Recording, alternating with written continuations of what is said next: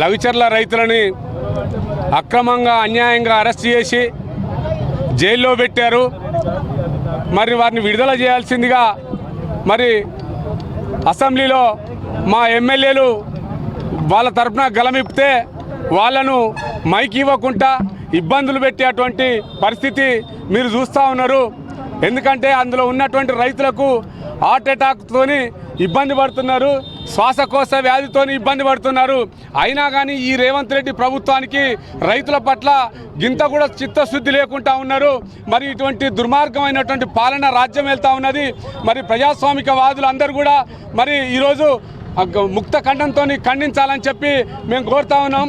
అదేవిధంగా ఈరోజు మరి అంబేద్కర్ గారు రాసినటువంటి రాజ్యాంగం మరి వారికే మేము విన్నవించాలని చెప్పి మరి రాష్ట్ర వ్యాప్తంగా జరుగుతున్నటువంటి కార్యక్రమంలో భాగంగా ఈరోజు మహిబాద్ పట్టణం లోపల అంబేద్కర్ గారికి వినతి పత్రం ఇవ్వడం జరిగింది.